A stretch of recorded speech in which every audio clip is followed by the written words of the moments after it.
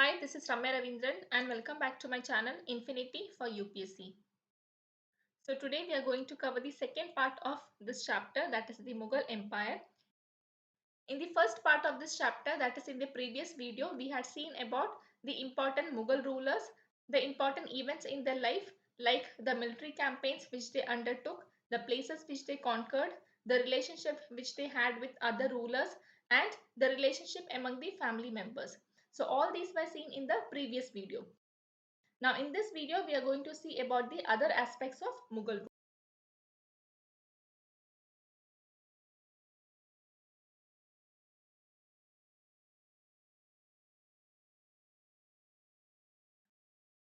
Mughal traditions of succession.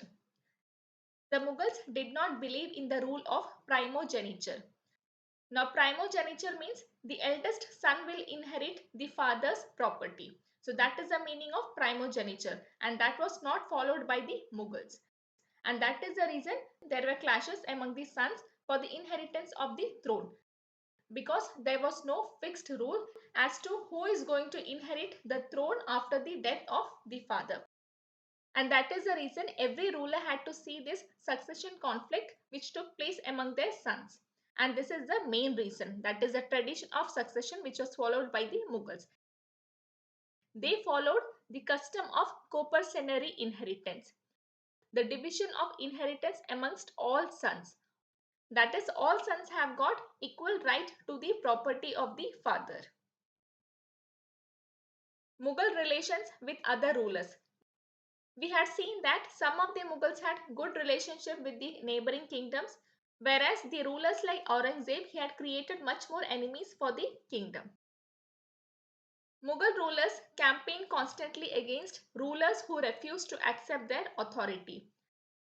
Till the time they accept their authority, the Mughals are going to send military campaigns against them, so that ultimately the opponents will accept their defeat and they will accept the Mughal authority. But as the Mughals became powerful, many rulers joined them voluntarily. So that means they will not have to send military campaigns, but the opponents willingly came and joined them. The Rajputs are a good example of this. Many of them married their daughters into Mughal families and received high positions. So whenever they marry off their daughters to Mughal families, they get high positions in the court of Mughals. But many Rajputs resisted as well. Example, the Sisodia Rajputs of Mewar refused to accept Mughal authority for a long time. Now please try to recollect, where did we see this earlier in this chapter? We saw that during the time of Jahangir's rule, the Sisodia ruler of Mewar, Amar Singh, accepted Mughal service. So this is where we saw the Sisodia ruler of Mewar. So they accepted the Mughal service during the time of Jahangir. So here we get to know that they had actually resisted for a long time and finally they accepted the authority of Mughals. But here we also see that some of the Rajputs, they were willing to get their daughters married off to Mughal families, but others like the Rajputs of Mewar, they resisted for a long time, but ultimately they also joined hands with Mughals.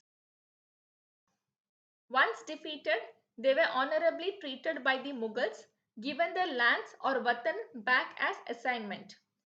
That means they just wanted to defeat them and they wanted the opponent to accept their authority. That is what the Mughals wanted.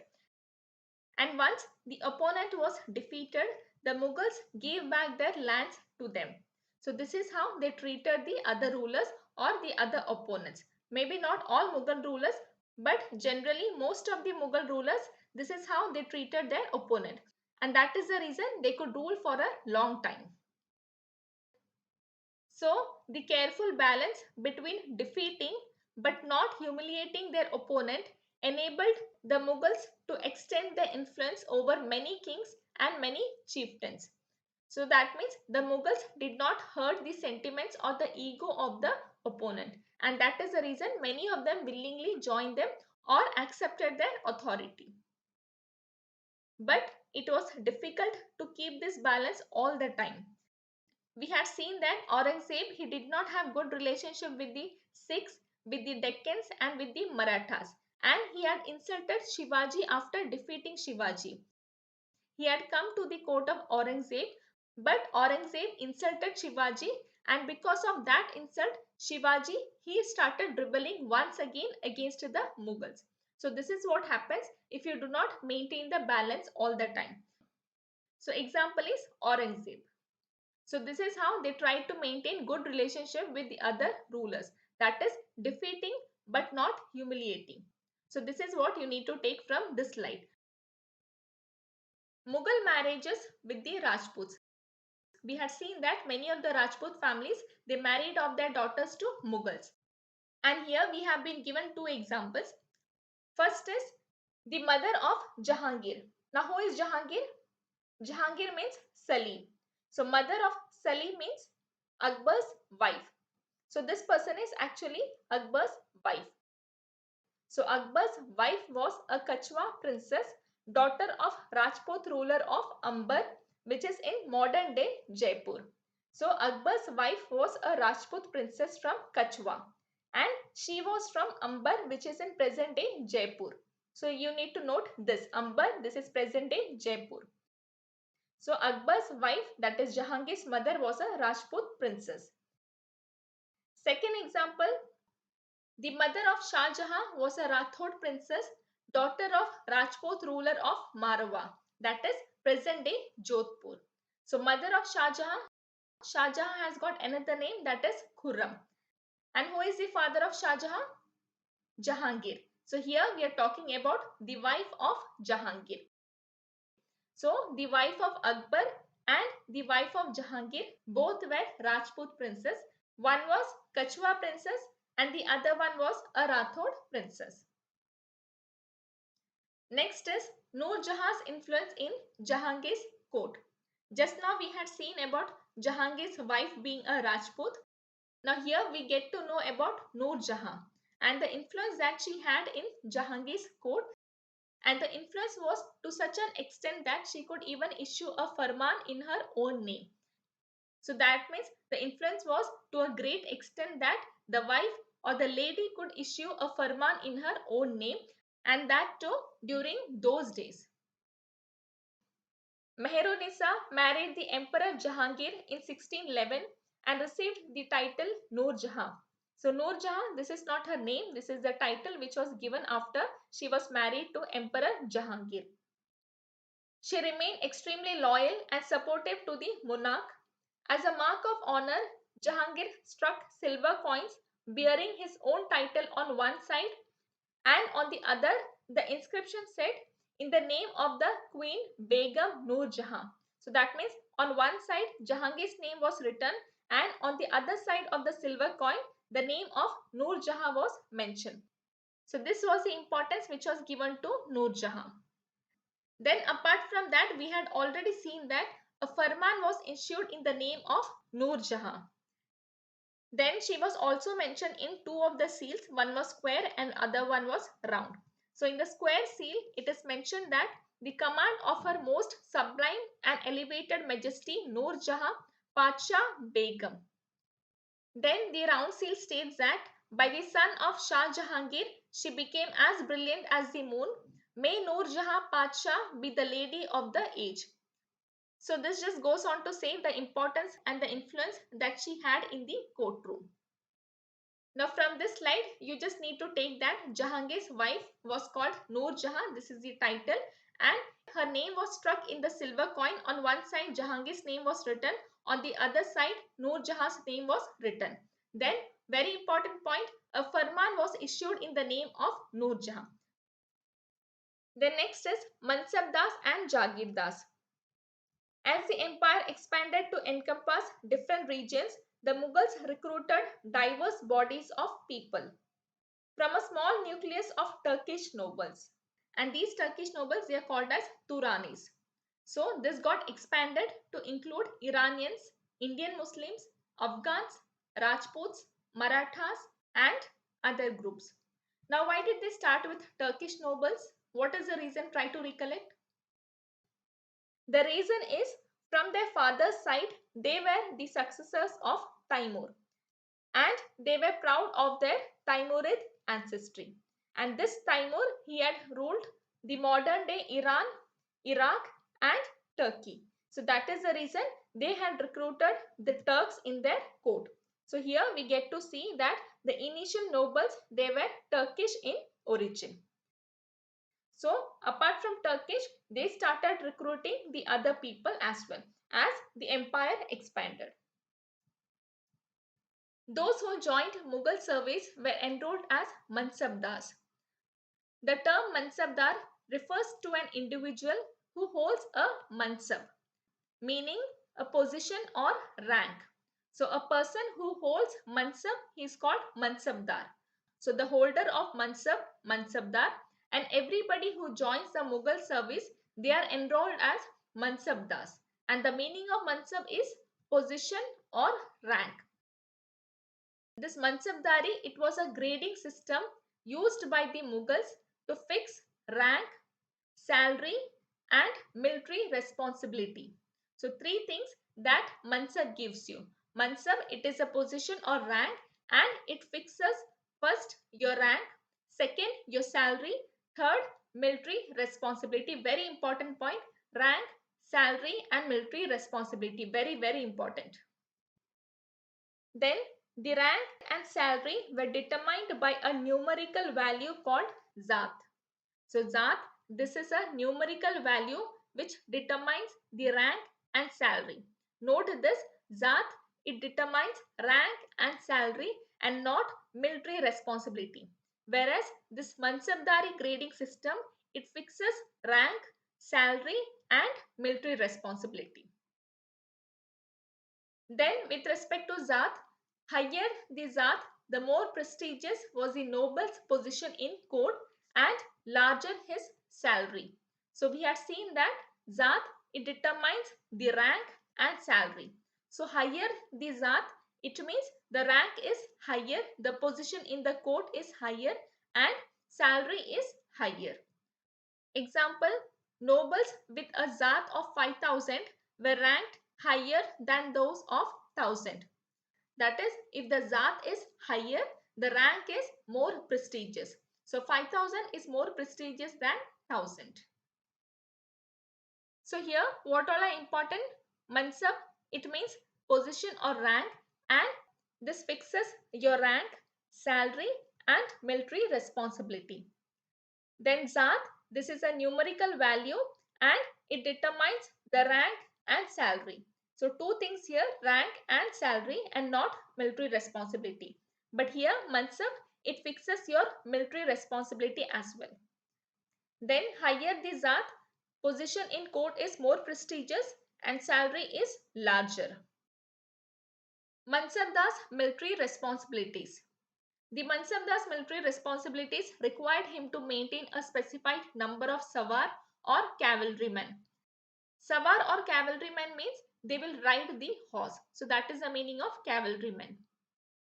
Now here once again we get to see that these people, they are supposed to maintain a particular number of people within their army. We had seen something similar in Delhi Sultanate as well.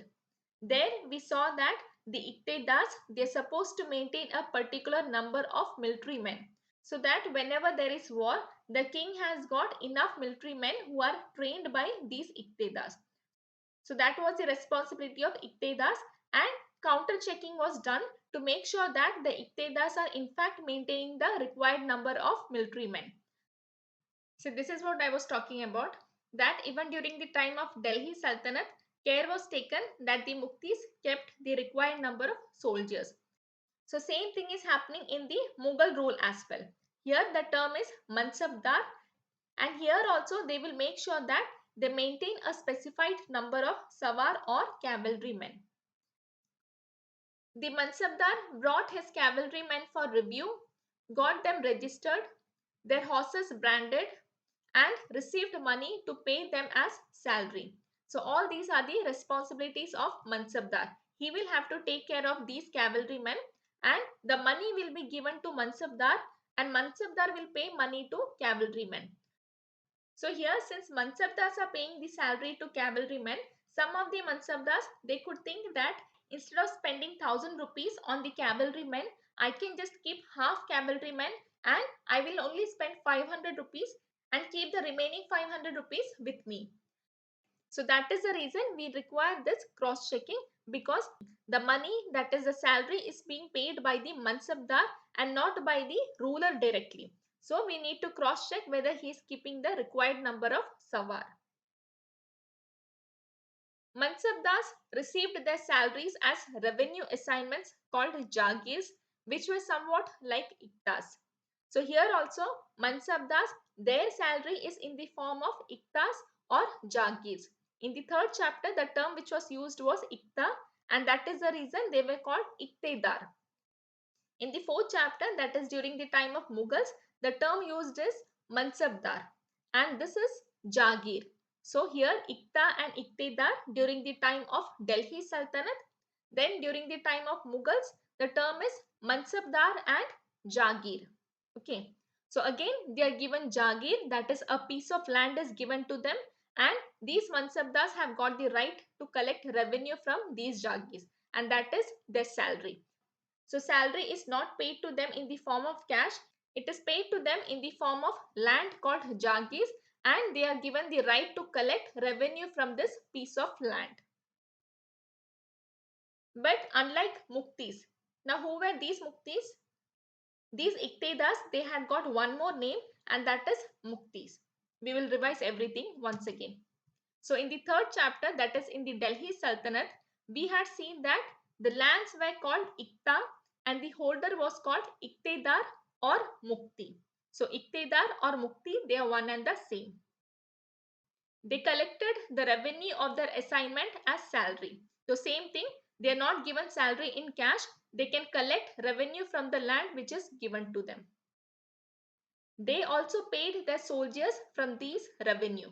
So like what is happening in the Mughal rule, the same thing was happening during the time of Delhi Sultanate. They paid salary to the soldiers.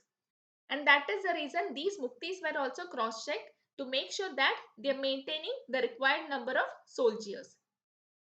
So this is how you should study. You should always compare between different chapters, between different time periods, and between different rulers. So then the fact will get registered in your mind forever. You will never forget that. But unlike muktis, most mansabdars did not actually reside in or administer their jagirs. So muktis of Delhi Sultanate, they were given a big piece of land and they themselves were staying in one of the houses in that huge land, and they were in charge of that piece of land. So they used to reside and they also used to administer that place. But during the time of Mughals, they made sure that the Mansabdars, they do not reside in the Jagir which is given to them.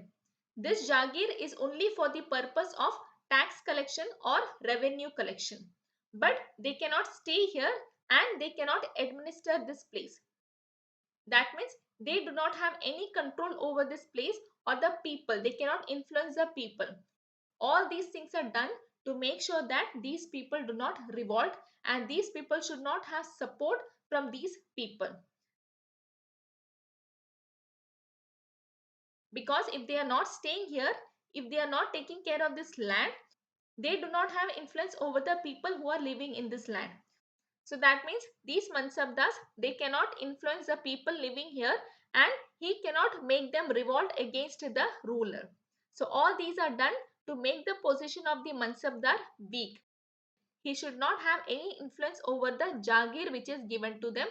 He should only be getting the revenue from the Jagir and not power or any sort of influence.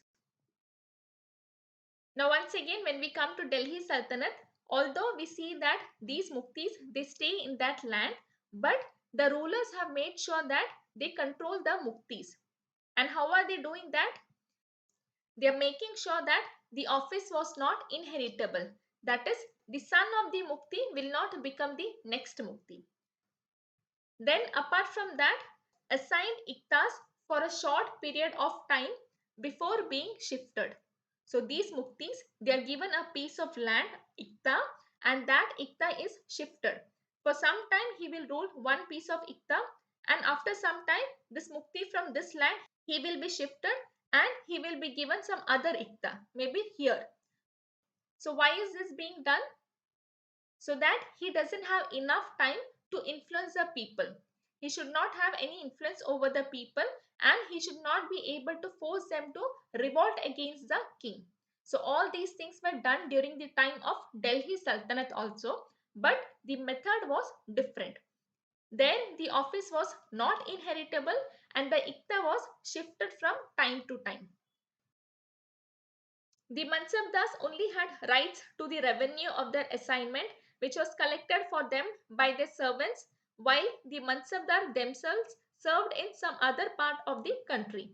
So this revenue collection was also done by the servants and not by Mansabdar directly, because he is not staying there, but the money will go to the Mansabdar. So he has got absolutely no contact with the people who are living in this Jagir. So that means his influence is almost zero or negligible. Then there is one more thing that I want to bring to your notice, that all this controlling started from the time of Delhi Sultanate. I have told you that till this time the office was inheritable. After the father, the son used to inherit the office, but all these changes started taking place from the time of Delhi Sultanate. Then when the Mughals came, they were much more strict. So all these changes started from the time of Delhi Sultanate, and then it got extended to the time of Mughals as well. A Mansabdar on march with his Sawar. So this is Mansabdar and these are Sawars. Sawars means cavalrymen. In Akbar's reign, these Jagirs were carefully assessed so that their revenue were roughly equal to the salary of the Mansabdar. By Aurangzeb's reign, this was no longer the case and the actual revenue collected was often less than the granted sum. Now I'll be explaining you the meaning of these two statements.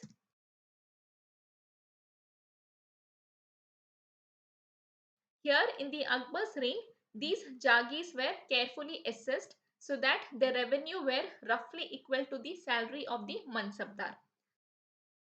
So let's assume that if the Zat of the Mansabdar is 5,000, he should be given rupees 50,000 as salary. That means he should be given a piece of Jagir from where the revenue which is collected is equal to 50,000, because the salary is not given in cash, the revenue is collected and the revenue should be equal to the salary. So a Mansabdar with Zat 5,000, he will get a Jagir of 5 hectare, and from this land it is carefully assessed and made sure that he will get 50,000. Now why this could be done, that is the salary was always equal to the revenue, because during the time of Akbar's rule the number of Mansabdars were less, but by the time it reached the Aurangzeb's rule the number of Mansabdars were very high, and the number of Mansabdars with the rank of 5,000 Zat during the time of Akbar's rule was 29.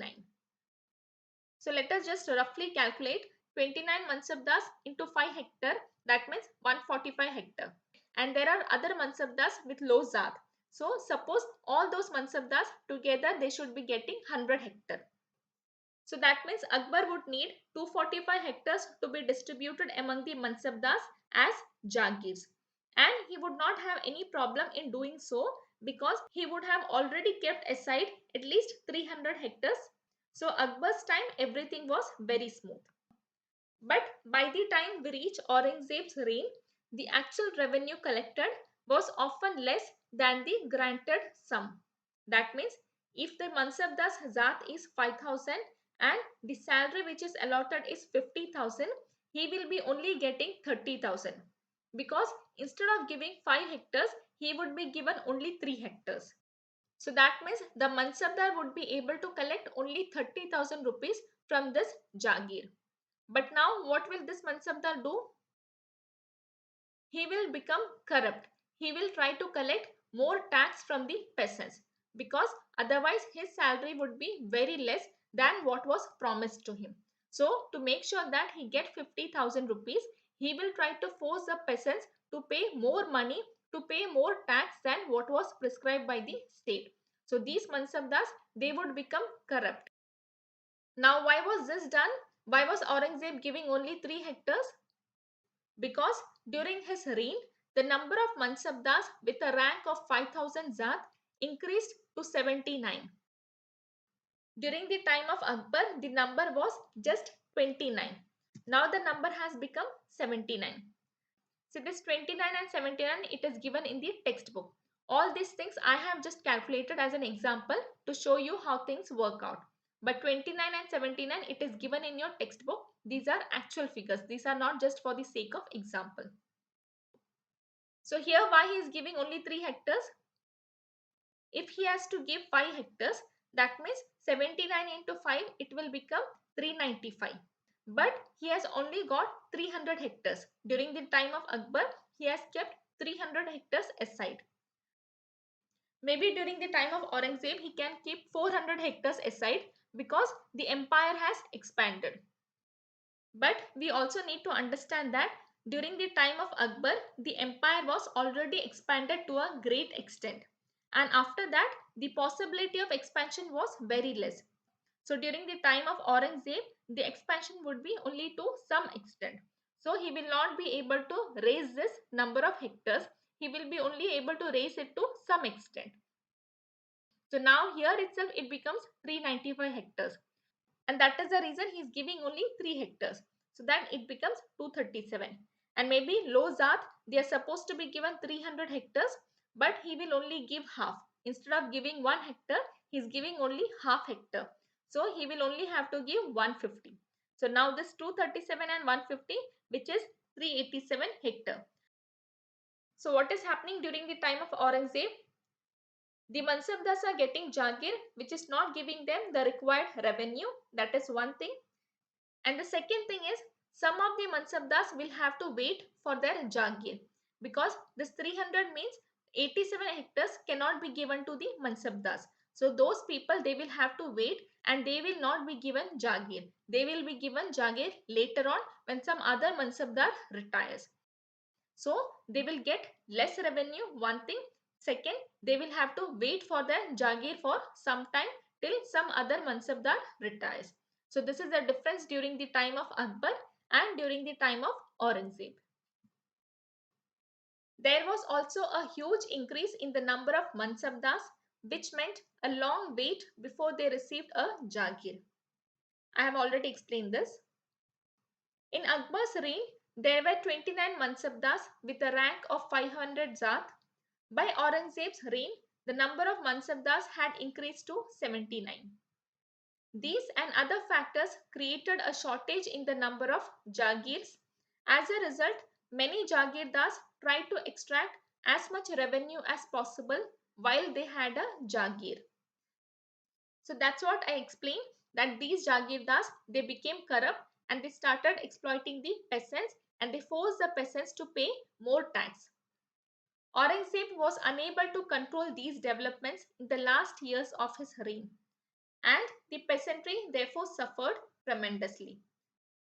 So there was corruption to a great extent during the time of Aurangzeb, but he was not able to control the situation because the situation had already worsened.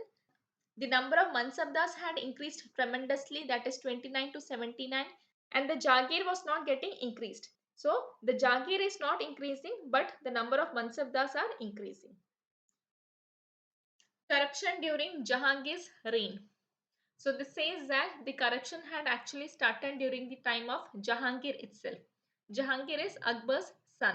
So during the time of Akbar, everything was perfect. That is, the distribution of Jagirs to the Mansabdars, that was perfect. It was equal to the salary allotted and hence there was no corruption. But thereafter, the corruption started and it began during the time of Jahangir and it worsened by the time of Aurangzeb. By the time it reached Aurangzeb's rule, the corruption became worse. And we get the details of corruption because of this miniature painting, and this was made during the time of Shah Jahan. Shah Jahan is Jahangir's son. So Shah Jahan ordered these miniature paintings to be made, and that is the reason we get to know about the corruption. So here a corrupt officer is receiving bribe, and here a tax collector is punishing the poor peasants. Now we had already seen that the corruption had worsened by the time of Aurangzeb. But there we will not get to see any such miniature painting, because obviously Aurangzeb will not order such miniature paintings to be created which are depicting the corruption during his rule.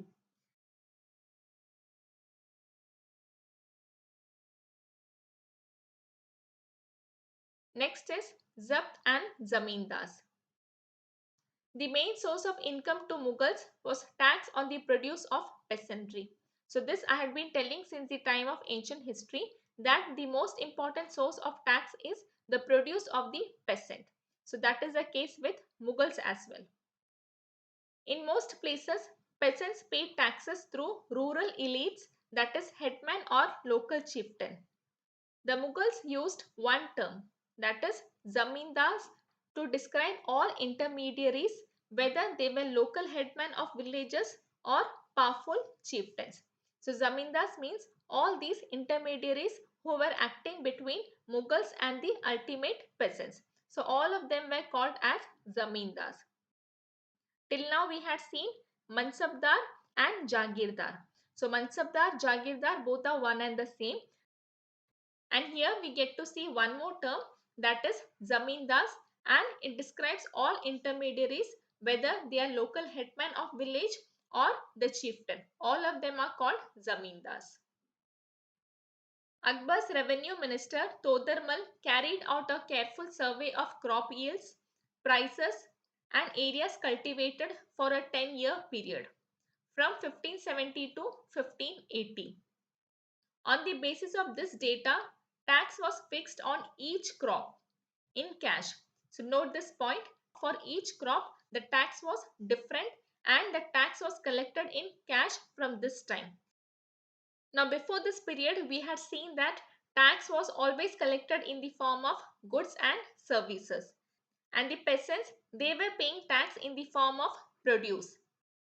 But with the arrival of Todarmal, who is the revenue minister of Akbar, he started this different system wherein the tax was fixed on each crop and the tax was to be paid in cash. Okay, so important points, he did survey of crop yield, prices and areas cultivated for a 10-year period. 3 points are important.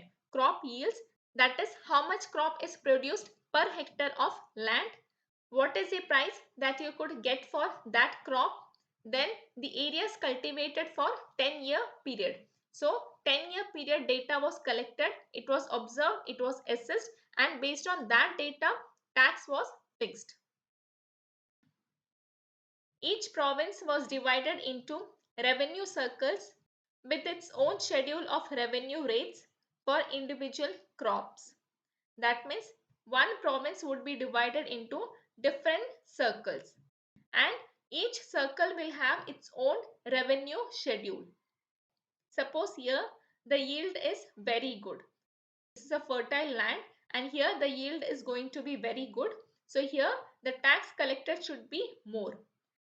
And there is another circle where the yield could not be very high because the land is not that productive, and here the tax collected would be less. And further, this tax would be divided amongst different crops. That is, here you have 2 or 3 crops and each crop will have different tax. So the detailing was done to that extent.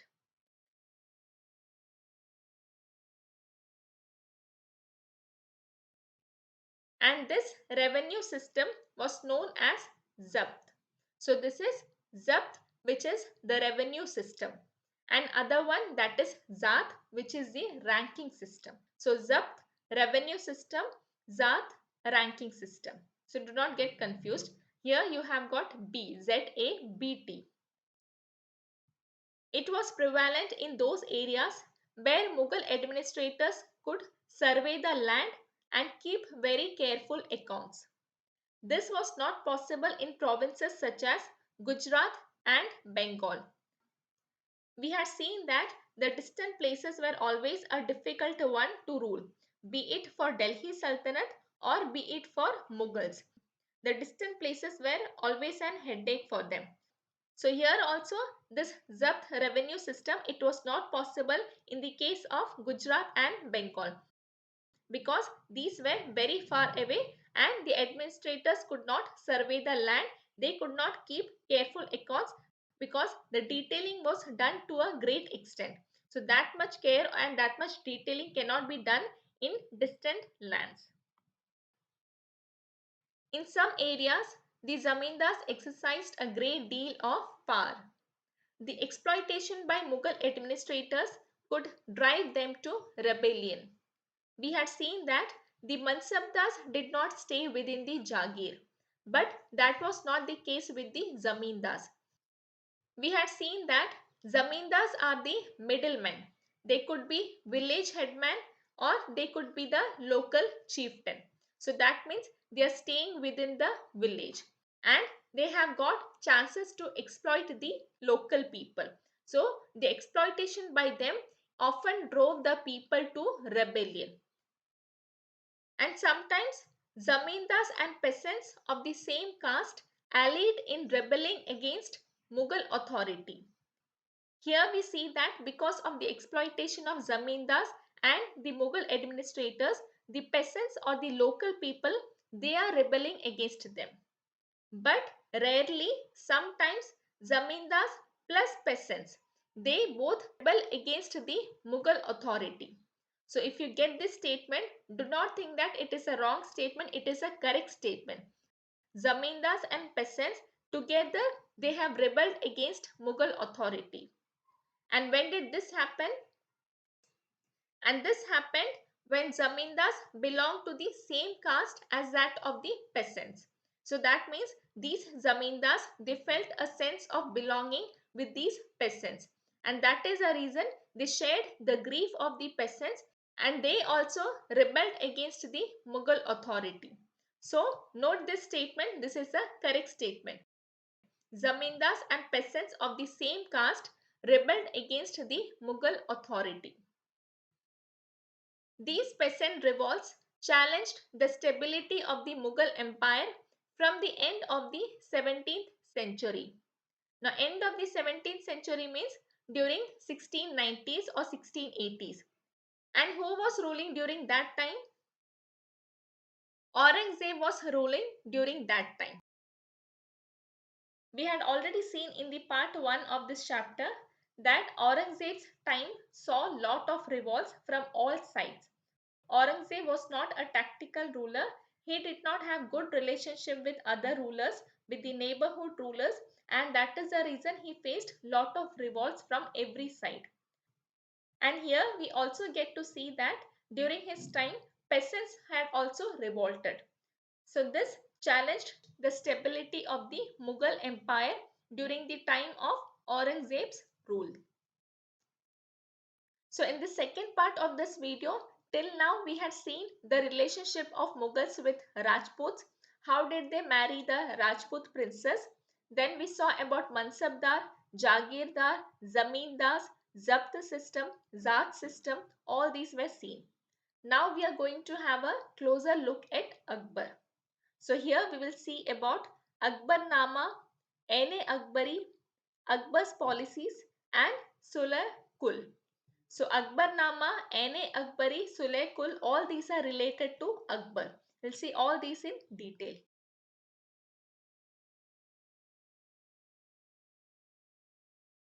Akbar ordered one of his close friends and courtiers, Abu Fazl, to write a history of his reign. So remember this name, Abu Fazl is the person who wrote the history of Akbar's reign. And it was a 3-volume history of Akbar's reign titled Akbar Nama. So Abu Fazl, Akbar, Akbarnama, and it's a 3-volume history. First volume dealt with Akbar's ancestors. Second volume recorded the events of Akbar's reign. So first is Akbar's ancestors. Second, events of Akbar's reign. And third volume is titled Aine Akbari. And Aine Akbari is the most important source because it deals with Akbar's administration, household, army, revenues and geography of his empire. And it also provides rich details about the traditions and culture of the people living in India. So Aine Akbari is a great source for historians to know about Akbar's administration and the culture and tradition of people living in India during that time. So that is the reason Aine Akbari becomes the most important volume of Akbarnama. So Aine Akbari, third volume, it deals with administration, household, army, revenue, geography, and do not forget this traditions and culture as well. Very important. The most interesting aspect about Aine Akbari is its rich statistical details about things as diverse as crops, yields, prices, wages, and revenues. So that means Aine Akbari gives lot of statistical data, and that is the reason it becomes very important for historians because it is giving you statistical data and data about crops, yields, prices, wages, revenue. All these are obtained from Aine Akbari. So very important, Aine Akbari is rich in statistical data. The broad features of administration were laid down by Akbar, and these were elaborately discussed by Abu Fazl in Akbarnama in its last volume, Aine Akbari. So the broad features were mentioned by Akbar to Abu Fazl, and Abu Fazl explained that in great detail in Aine Akbari. Abu Fazl explained that the empire was divided into provinces called subas, governed by a subedar who carried out both political and military functions. So one more term, and that is subedar. So do not get confused. We had seen Mansabdar, Jagirdar, Zamindar and Subedar. And Mansabdar and Jagirdar, they are one and the same. Mansabdar, he is a person who holds the Jagir because he is collecting revenue from that Jagir as his salary. So Mansabdar and Jagirdar, they are one and the same. But they are not residing in that Jagir, so they are not taking care of the administration of that Jagir. So that administration is taken care of by Subedar. See, Subedar is the person who is governing the Suba. And the term Zamindar, it means any middleman. So Zamindar is not a particular term associated with a particular person or a particular designation. It is a common term which is given to any middleman.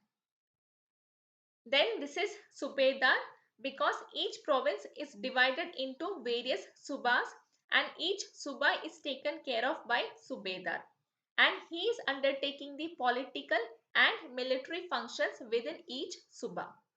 So this is the role of Subedar. He has got political and military functions. And previously we had seen that each province was divided into revenue circles. Okay, that was for the purpose of tax collection. That was done by Todarmal for tax collection. But this is different. This is province is divided into subas for the sake of governance, and that was divided into revenue circles for the sake of revenue collection, and that too from the peasants.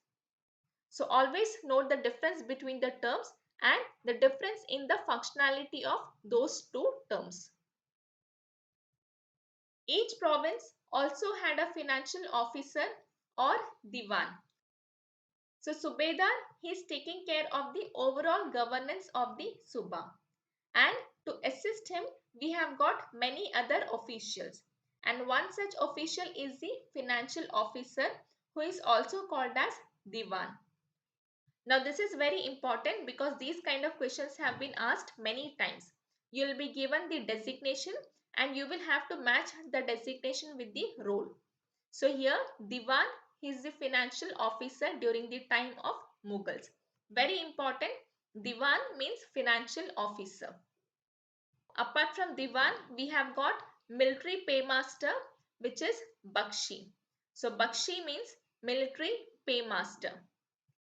Then we have got Sadar, which means minister in charge of religious and charitable patronage.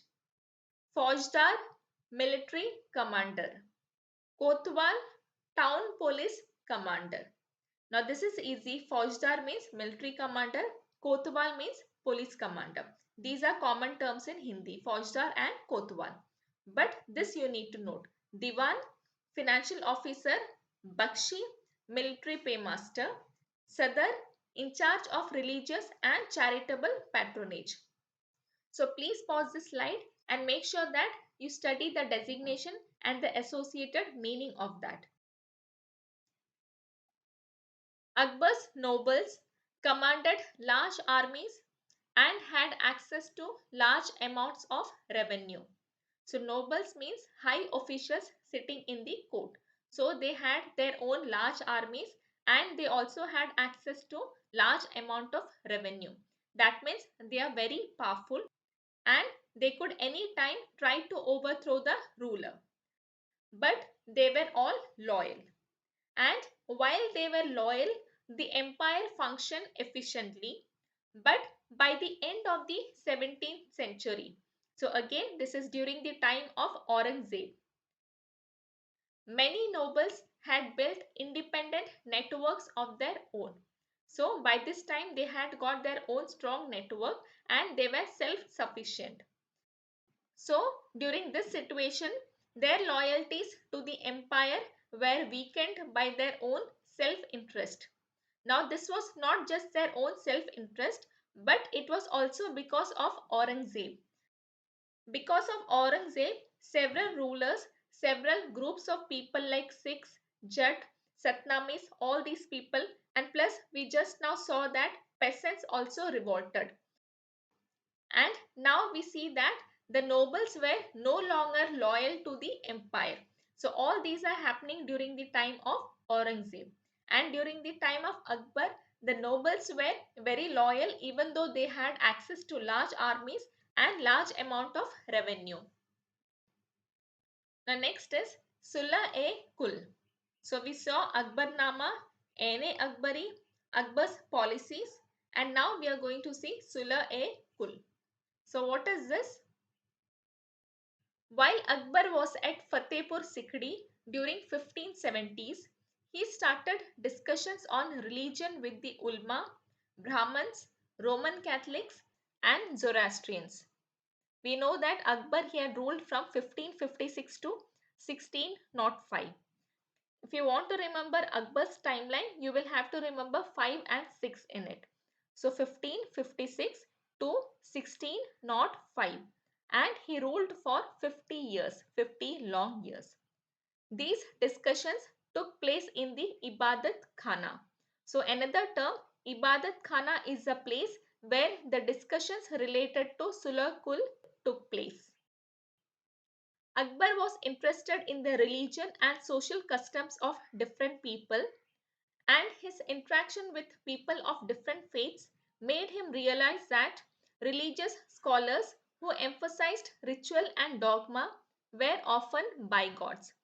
Bigots in the sense the people who are intolerant towards people belonging to other religion. So they are called as bigots. And dogma means some ritual or some interpretation which is to be followed blindly without questioning it. So Akbar realized that the religious scholars who emphasize on ritual and dogma, they are often bigots, and their teachings created divisions and disharmony among his subjects. And that is the reason Akbar developed this idea of Sulah Kul or universal peace. So Sulah Kul, this is not a religion in itself, it is just an idea which emphasizes on universal peace. So Akbar, Sulah-e-Kul, Fatehpur Sikri, Ibadat Khana, people belonging to all religion were accepted, and this focused on universal peace. This idea of tolerance did not discriminate between people. Instead, it focused on a system of ethics, that is honesty, justice and peace. So Akbar wanted that the religion should not divide people, but it should inculcate a system of ethics like honesty, justice, and peace. Abu Fazl helped Akbar in framing vision of governance around the idea of Sulh Kul. So even the governance of Akbar revolved around this idea of Sulh-e-Kul. And it was Abu Fazl who helped in framing these rules of governance. This principle of governance was followed by Jahangir and Shah Jahan as well. That means after Akbar, Akbar's son Jahangir followed the system of Sulh-e-Kul, and after Jahangir, even Jahangir's son Shah Jahan followed this system. But after Shah Jahan comes Aurangzeb, and we know that Aurangzeb is a religious fanatic, and there is no way that he is going to follow something like this and accept people belonging to different religion. So he did not follow the system of Sulh-e-Kul. So very important, Akbar he introduced it, Jahangir and Shah Jahan they followed it, Aurangzeb he did not follow this practice. Then this is the description of Sulh-e-Kul given by Jahangir who was Akbar's son. So he has described it in detail. In short, he says that there was room for professors of opposite religion and for beliefs good and bad, and the road to intolerance was closed. So this is how Jahangir describes Sulh-e-Kul. Then Akbar, apart from introducing the system of Sulh-e-Kul, he was also interested in the translation of many Sanskrit works. So many Sanskrit works were converted into Persian. A Maktab Khana or translation bureau was also established at Fatehpur Sikri for this purpose. So again, this is at Fatehpur Sikri. Ibadat Khana was also at Fatehpur Sikri, and now this is Maktab Khana. So Ibadat Khana is the place where religious discussion took place, and Maktab Khana, this is a place where translation took place. So remember these two terms, Ibadat Khana, religious discussion, Maktab Khana, translation, and both are at Fatehpur Sikri. Then the books like Mahabharat, Ramayan, Leelavati, and Yoga Vashisht. So these books were translated from Sanskrit to Persian. And the Persian translation of Mahabharat is called Rasmanama. Very important, Rasmanama is the Persian translation of Mahabharat. It was commissioned by Akbar and it was done at Maktab Khana at Fatehpur Sikri. Next is the Mughal Empire in the 17th century and thereafter. The administrative and military efficiency of the Mughal Empire led to great economic and commercial prosperity. International travelers described it as the fabled land of wealth. But these same visitors were also appalled at the state of poverty that existed side by side with the greatest opulence. The inequalities were glaring. That means by 17th century, we had some set of people who were extremely wealthy, and at the same time, there existed some people or a set of people who were extremely poor. So that means there was a lot of difference between the accumulation of wealth between two sets of people during 17th century. Documents from the 20th year of Shah Jahan's reign inform us that the highest ranking Mansabdars were only 445 in number out of a total of 8,000. Now do not get confused and think that 445 is the number of Mansabdars who were ranked 5,000 Zat.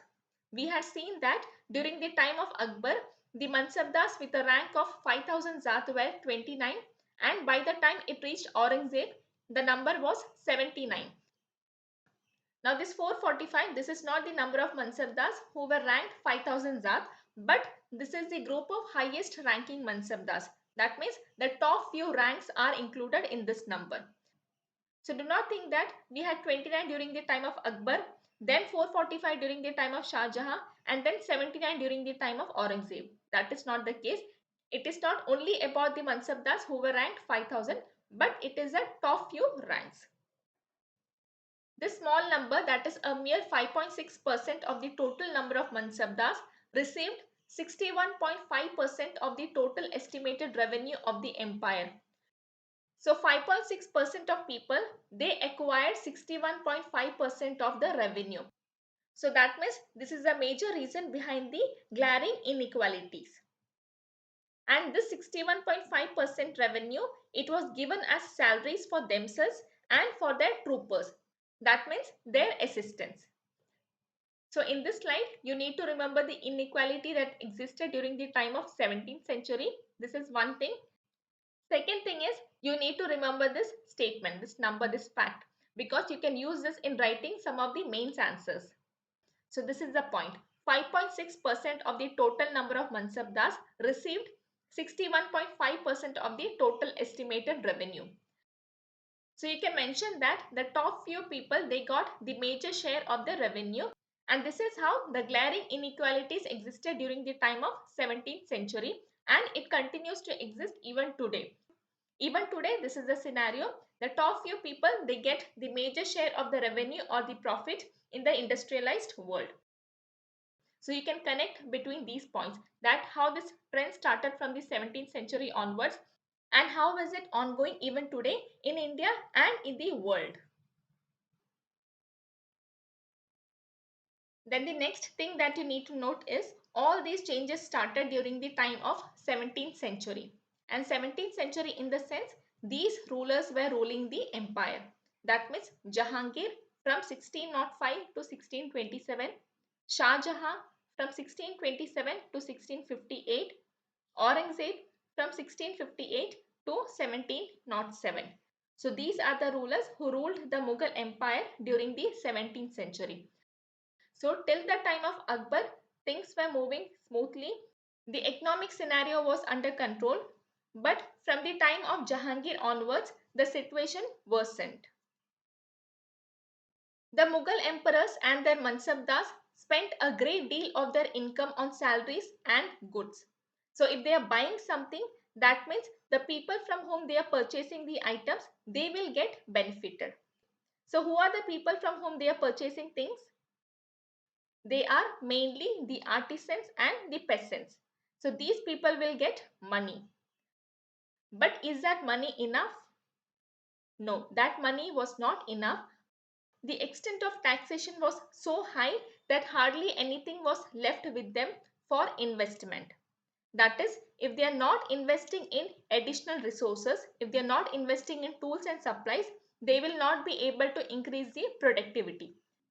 That means they will not get more money than what they are earning in the present time. So this will continue. That is, the survival is from hand to mouth. Whatever they are getting, the major portion is being given as taxation and very little is left for their own survival. But this was not applicable for the wealthier group. The wealthier peasants and the wealthier artisanal group, they were not affected by this scenario because they were already well off. And the other highest stratas like the merchants and the bankers, all these people were not affected. Instead, they were profited in this economic world. So these wealthier people, they were becoming more wealthy, and this lower strata of people, they remained where they were economically. And in fact, the situation worsened. So that means the rich became more rich and the poor became more poor. So this was the scenario during the 17th century. The enormous wealth and resources commanded by the Mughal elite made them an extremely powerful group of people in the late 17th century. Late 17th century in the sense, we are talking about the rule of Aurangzeb. Aurangzeb was the person who was ruling during the late 17th century from 1658 to 1707. So during this time period, the people who were very wealthy, they started becoming more powerful. And as the authority of the Mughal emperor slowly declined, his servants emerged as powerful centers of power in the regions. That means these people who were very wealthy, they started becoming more powerful and they started becoming more powerful than the Mughal emperor. Then after that, they constituted new dynasties and held command of provinces like Hyderabad and Awadh. So these rulers of Hyderabad and Awadh, they were actually the servants of Mughal emperors. but later on they constituted their own new dynasties. Although they continued to recognize the Mughal emperor in Delhi as their master, by 18th century the provinces of the empire had consolidated their independent political identities. So that means in the late 17th century, they had carved out their own dynasties, but still they were recognizing the Mughal emperor as their master. But by 18th century, they had consolidated their independent political identity. That means these servants of the Mughal emperor, they had become independent by 18th century. So this is how the power of Mughal emperors weakened, and this is how the Mughal empire came to an end. So we saw that till the time of Akbar, things were moving smoothly because there were enough Jagirs to be distributed among the Mansabdars. But after Akbar's time, the Jagirs reduced and there were not enough Jagirs to be distributed among the Mansabdar. So if they are supposed to be paid 50,000 rupees as salary, they were getting only 30,000 from the Jagir which was allotted to them. So Jagir was not given sufficiently to them. The revenue was not equal to their salary. That is one thing. Second is they had to wait for a long time to get their Jagir. So as a result, what were these Mansabdars doing? They became corrupt. They became corrupt and they started exploiting the peasants and the artisans. So this thing started from the time of Jahangir. So corruption and exploitation started from the time of Jahangir, and by the time we reached Aurangzeb's period, the exploitation and the corruption had gone out of the hand of the ruler. That is, Aurangzeb was not able to control the scenario. And after Aurangzeb, the rulers who came, they were very weak and they were not able to consolidate the empire, and they started losing the provinces one by one. And we see that by the time of late 17th century, the wealthy people, they became powerful and they started constituting their own new dynasties. And by 18th century, they were very much independent. So this is how the Mughal empire came to an end.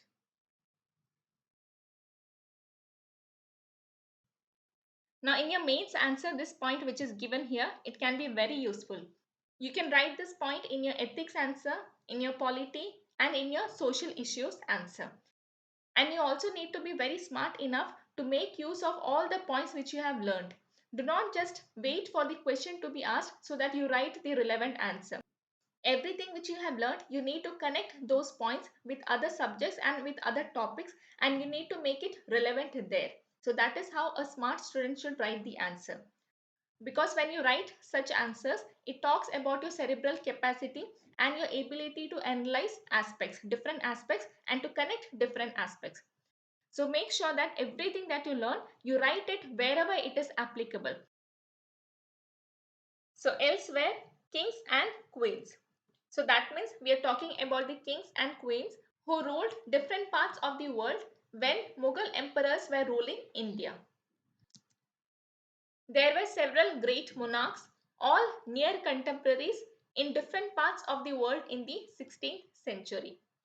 These included the ruler of Ottoman Turkey, that is Sultan Suleiman.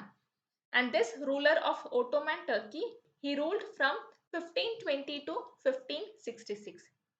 So that means he is the contemporary of these three rulers, Babur, Humayun and Akbar.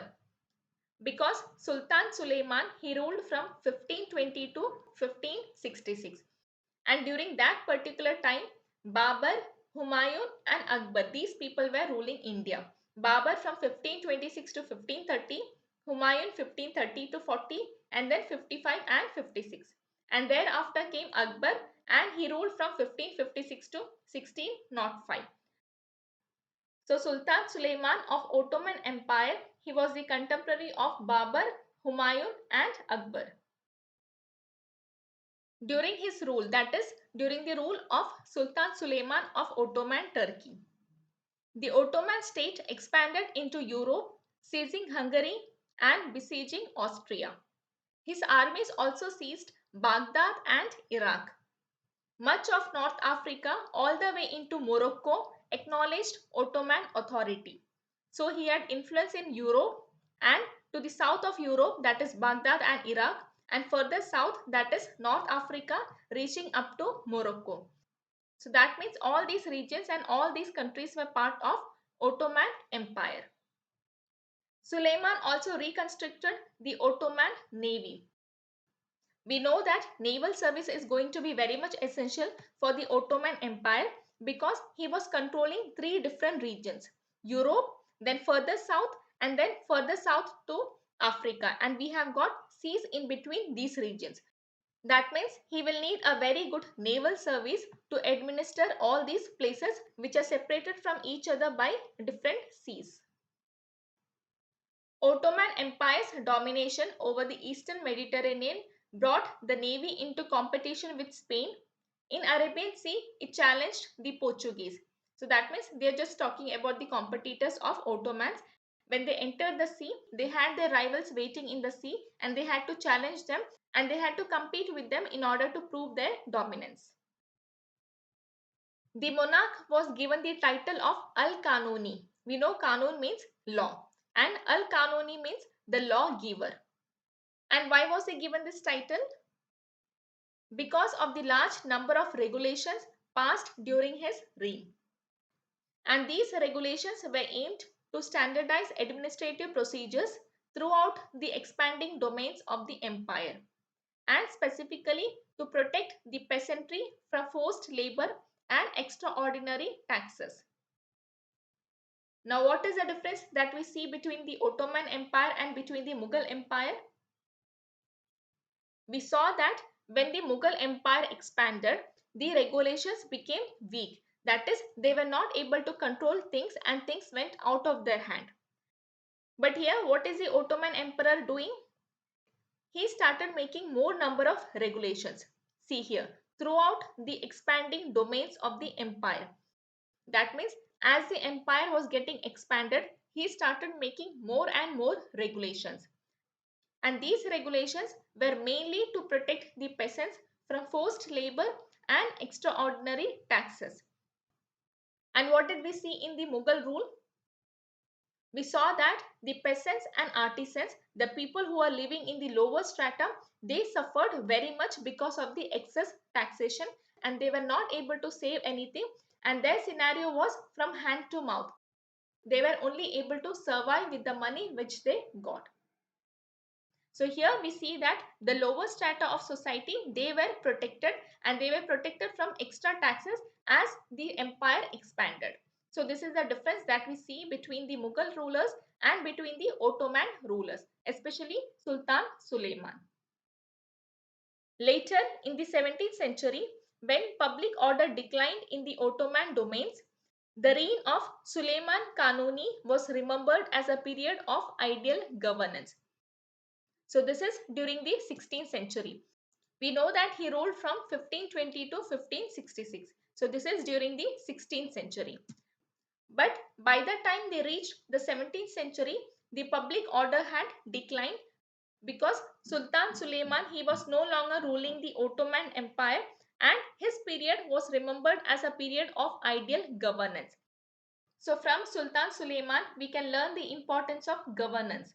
That is, the ideal governance is the one where laws are made in order to protect the lower strata of society. As the empire expands, you're supposed to protect the lower strata of people so that there is public order, so that there is peace among the people.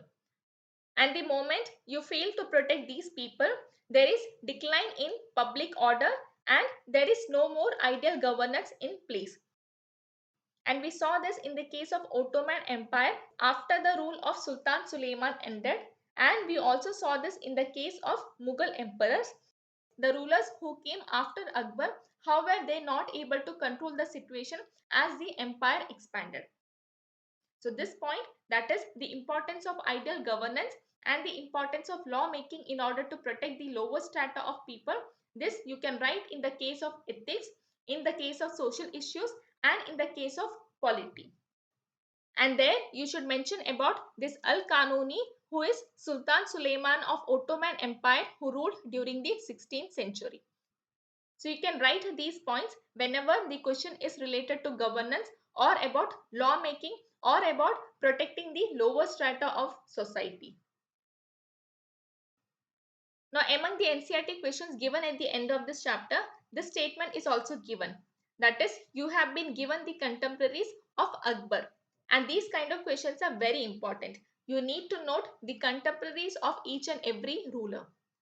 So, the contemporaries of Akbar are the ruler of England, that is Queen Elizabeth I, Safavid ruler of Iran, Shah Abbas, and the controversial Russian ruler Tsar Ivan IV, who was also called Ivan the Terrible. So these were the contemporaries of Akbar. And here we see that Shah Abbas, who was the ruler of Safavid Iran, he was the contemporary of Akbar. Now here you need to note that we have been studying about the Safavid ruler from the time of Humayun. That is, Humayun, when he fled India, he was helped by the Safavid ruler. And the interaction with the Safavid rulers started from the time of Humayun and it continued from there onwards. But the ruler keeps on changing. That is, this is the empire and not the ruler. And these are the particular rulers. So do not think that the same ruler was ruling from the time of Humayun. The rulers kept on changing. This is a dynasty. Safavid is a dynasty of Iran. So with this, we end this chapter. And I think I have laid the foundation very strong. If you cover the NCERTs from 6 to 12, that is going to lay down a very strong foundation for you. And after covering the NCERT thoroughly, that is, you need to remember every single line which is given in your NCERT, only then you should go on to other books. And other books are just for the sake of reference. It will only give you some extra points, but NCERT should be your basic textbook for your prelims as well as for your mains. Do not think that for your mains you need to refer to bulky books. That is not the case. For your mains as well, your NCERT is the base. So please make sure that you cover the NCERT books of every subject thoroughly, and only then you should be moving on to another books, another bulky books. So with this, we end this video. Please like, share and subscribe this channel, and I'll be back with the next video very soon. Thank you so much.